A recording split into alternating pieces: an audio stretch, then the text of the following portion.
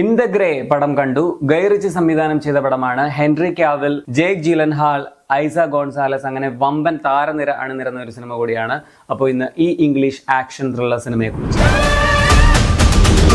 ഇത് റേച്ചൽ എന്ന ലോയറിന്റെയും അവളുടെ ടീമിന്റെയും കഥയാണ്. ഒരു സമ്പന്നനും പവർഫുള്ളുമായിട്ടുള്ള വ്യക്തി അടിച്ചു മാറ്റിയ വലിയൊരു തുക റിക്കവറി ചെയ്യാനായിട്ട് കോൺട്രാക്റ്റിൽ ഏർപ്പെട്ടിരിക്കുകയാണ് അവർ. തുടർന്ന് എന്ത് നടന്നു എന്നുള്ളതാണ് ഈ സിനിമ പറയുന്നത്. ഒരു ആവറേജ് ആക്ഷൻ പടമാണ്. ചുമ്മാ ടൈം പാസിന് വേണമെങ്കിൽ ഒന്ന് കണ്ടു നോക്കാവുന്ന പടം. അതല്ലാതെ ഔട്ട്സ്റ്റാൻഡിംഗ് ആയിട്ടൊന്നും ഈ സിനിമയിലില്ല. വമ്പൻ സ്ക്രിപ്റ്റും അല്ല. 70 പേര് വേഴ്സസ് 6 പേര്, അതിൽ ആര് ജയിക്കും ടൈപ്പ് ആക്ഷൻ പടമാണ്. ബോറടിപ്പിക്കില്ല, അത്യാവശ്യം എൻഗേജിംഗ് ഒക്കെയാണ്. സ്റ്റൈലിഷ് മേക്കിംഗ് ആണ് പടത്തിന്റേത്. അതുപോലെ മുൻകൂട്ടിയുള്ള ഇവരുടെ ക്യാരക്ടേഴ്സിന്റെ ചില പ്ലാൻസ് ഒക്കെ ഉണ്ട്. ഗൈ റിച്ചി സ്റ്റൈലിലുള്ള ആക്ഷൻ സീനുകൾ, ഇതൊക്കെ കാണാൻ നല്ല രസമുണ്ട്. പിന്നെ ക്ലൈമാക്സ് കൊള്ളാമായിരുന്നു. അപ്പോഴാണ് പടം ഒന്ന് ശരിക്കും ജീവൻ വെച്ചത് എന്ന് പറയാം. കിടിലൻ കാസ്റ്റിംഗ് ആണ് പടത്തിന്റേത്. ജേക്ക് ജിലൻഹാൾ, ഹെൻറി കാവിൽ കോംബോ ഭയങ്കര രസമാണ്. ഇവർ രണ്ടുപേരും ചേർന്നുള്ള ചില ഫണ്ണി മൊമെന്റ്സ് ഒക്കെ പടത്തിലുണ്ട്. അവരുടെ ആരാധകർക്ക് സന്തോഷിക്കാനുള്ള കുറച്ച് കാര്യങ്ങളൊക്കെ ഉണ്ട്.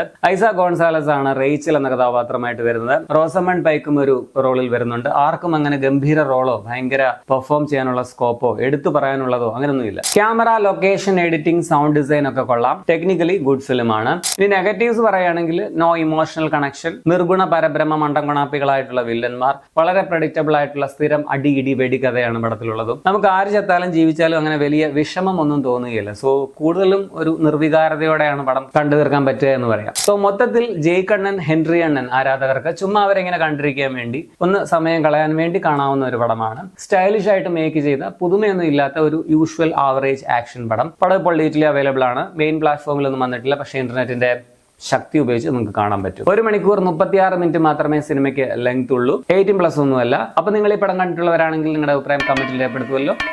ശരി എന്നാ.